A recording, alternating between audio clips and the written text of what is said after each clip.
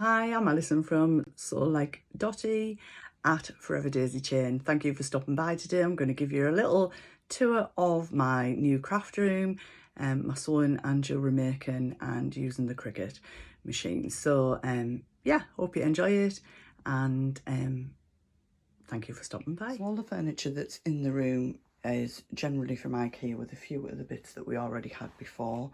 I've moved all of my pegboards. I haven't quite moved all of them because I don't feel that I need them all. So at the top of here I've got some marker pens like Sharpies and things like that, and then down here I've got my Cricut tools for when I'm doing my cutting, and the scribbles are just our sizes for when I'm obviously making garments, and then a little thank you card from one of the lovely people that I get fabric off, Charlotte's So Affordable. They're just the little storage pots. I know that's nothing exciting, and I did manage to move this up. This just contains all the different manuals for my different machines, and I wanted a little shelf on here. That's me and my daughter at the British Museum a few years ago. Lost a little bit of weight since then. The candle's going because I don't like the smoke in the room, so I have ordered another electronic wax melt machine, same as one of them I got downstairs. So I've got two sets of Alex drawers here. The ones on this side contain most of my sort of sewing things, unpicker, hem measurer, you know, putting the elastic through. I've got some little trimmings because I've been making a few masks. This is the spare piece off my machine. I've got some spare pins there. I'm trying to think what's in the other drawers. These are just my feet for my machine, some elastic. Some of these will be getting moved around. Got extra elastic there. And in here, these are just some receipts I wanted to sort out. I want to keep my fabric in a folder because I love to tell you guys what I've got and where from. In here I've just got my electric scissors, just a little, some zips and a bit of paraphernalia, and the cream overlocker cottons because I couldn't fit them in the other side. So coming over, I've just got myself a little wireless charger. This light was from IKEA. It is quite bright. I'm not really sure that I need it on. I've got a daylight bulb in here.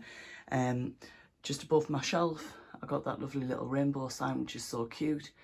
And then I picked up the two sets of these lights just to go around the pole, because when I took Ira's curtains down for it to use in the flat, I didn't feel that it needed curtains up. I want as much light as possible in here. It's just a little bit steamed up because this is also where I do my hair. So I wanted my necking machine out with the extension table on because I've not been able to use that for such a long time downstairs. I don't do quilting, but I find that really, really handy. And it just helps if you're doing bigger pieces of fabric. My chair, I was waiting for that to come into stock from IKEA. Sorry if that's a funny angle. So that's in, and it's really comfortable. So just moving along, I've got my Baby Lock Ovation, which is a combination cover and overlock thread, which I love. And I've still got that threaded up for black because I've got a project that I'm on with. My spill holder has gone up here, which I'm really pleased about. It fits in there nicely. And I've just got my little Follow Your Dreams sign up on the top there. So I wasn't sure whether to bring this as just our standard family printer from downstairs, but I do a lot of print and cut stickers on my Cricut machine. So I brought that up here. I've just got my my laptop up here as well. In these drawers, I've got things like scissors that I would use handy for my overlocker, and my jewellery making tools, and like elastic and stretch items. And I'm going through these and I can't remember what's in some of these. So these are feet for my Baby Lock overlock, and my covers for my machine, and the cover plate table. And these are my sunglasses, my prescription sunglasses, which were with everything downstairs, so I just brought them up so I knew where it was. It's not exciting at all, but that's my Dyson Airwrap. And in here I've got my my beads and things for my jewellery making. And in the very bottom drawer, that's where I've managed to get all of my overlocker threads. It goes in quite a bit further. There's some more colours in there as well. But my most used ones are probably white and black. And just at the bottom here, I'm going to get it in today. That's my knee lift for my Baby Lock. So that's my main workstation. Let me know what you think. And then I'm going to move on to one of the other areas now.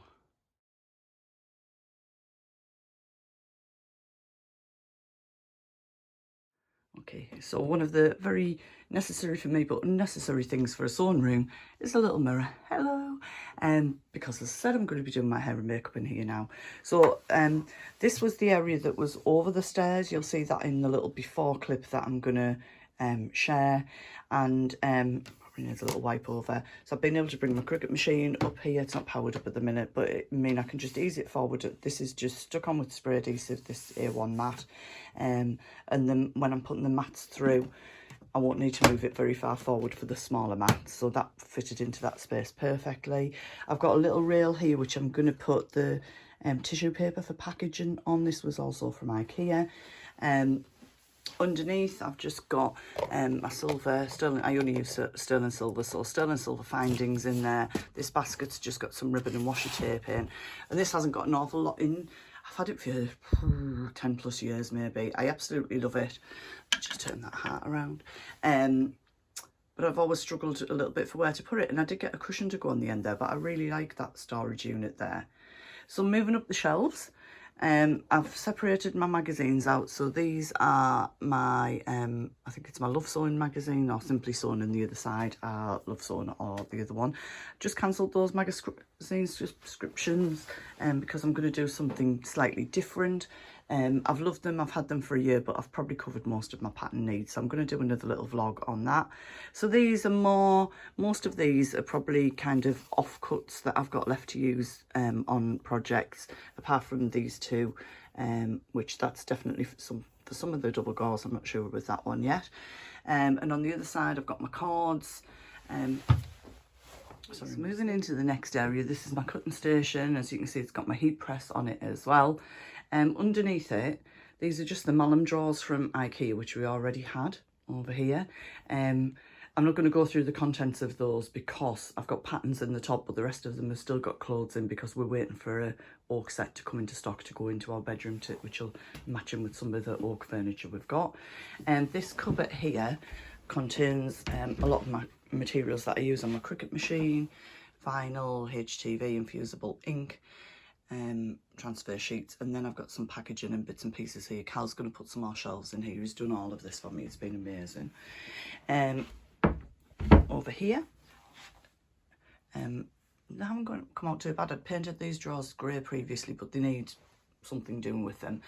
This is a 4-drawer calyx unit, but there was only space for 2, and I didn't want to go and buy a 2 unit when I could use this one. So that basket at the bottom's just got things like stuffing and foam and stuff like that I can use quite quickly. The shelf there is quite handy for my Cricut mats. This blackboard's just something that I'm going to put some vinyl on for somebody this weekend and make like a weight loss board, like weight loss sofa to go. So what was really important to me was to get a really good strong cutting table. There is no flex in this at all. So these are A1 size cutting mats. I just got them from Amazon. So these are 90 by 60. I like them because they've got centimetres at the bottom, but they've also got inches running on this side.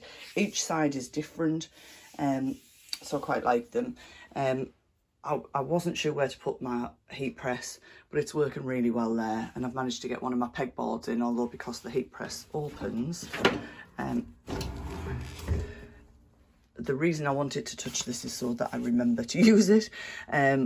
And I've got a little heat glove there, my heat resistant tape and a tape measure for bags and things there.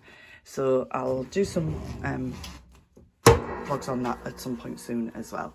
So moving up, these are, I hadn't seen these, but since I got them, I've seen them on lots of other people's vlogs. So these are in the kitchen department at IKEA.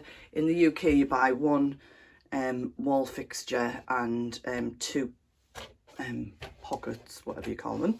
And I think you got some hooks, can't remember, but I did buy some separate hooks, and I really like having my dressmaking cutting scissors on there. This has got my fabric clips in. This has just got a bit of haberdashery. It's got my spare wheel for my cutting blade and some things to make dungarees with. These are the little clips that I use when I fold my fabric onto the comic boards to keep it stable. Can't even remember what's in that one. Got some more clips for this. I've got some bias binding in here, but that'll be going into a drawer so it doesn't get dusty. And these are my fabric marking pens in here. Over onto this side, this is another printer, but this is a sublimation printer. It's just a normal Epsom Eco tank, but you don't use the ink that comes with it. You get different ink, and I'm going to be using that for printing onto bags and t-shirts and things and bookmarks and lots of other things. But I haven't done anything with it yet. I've had it for about a week, just got it unboxed last night, but I need to put the new ink in and set it up from scratch. So as you can see, still, I just noticed it's still even got some of the tape on it there. And this is my light box. So I wanted to, sorry about the noise, to be able to leave it set up so the lights are in, but it just means when I want to use it, I can lift it down onto here and I can do some photography with it, which is great. And this is where I've popped the other set of lights that I got along the top. These little picture shelves, these are so cute. I got the blush coloured ones from IKEA. This is a postcard from Saw Me Sunshine. I'm sure lots of you have got one of those as well. Up here, this I need to put another pattern in the middle. These are kind of the patterns that I'm about to do. And my pins are on here. And these pictures are both of Naira when she was little, because she's just so cute. And you'll recognise this from Tilly and the Buttons if you've ordered from those. I just want to stay home and sew. So there you go. I think that's pretty much the full tour. It's not the biggest of rooms. It was a box room. This was the fitted wardrobe. And actually, you won't know, but the wardrobe doors literally just fit. They are down behind here because it's all removable. So if we do need to turn it back into a bedroom, if my daughter ever needs to come back, we can absolutely do that. So I hope you like it. I'm loving that I can see outside again. I'm loving that I can get lots of light in here. I do have a daylight bulb in already, but I think it looks like a pretty relaxed, creative area to be in. So thank you for watching. So thanks for taking the tour with me today. I'm still kind of finding my feet with where things are going to go, but do you know what? I feel at home already here. So yeah, let me know what you think. I'm interested for feedback and any suggestions as well. And I love seeing everybody else's spaces. I watched absolutely loads and loads and loads of YouTube craft room video tours. So yeah, let me see yours too. Okay, bye for now.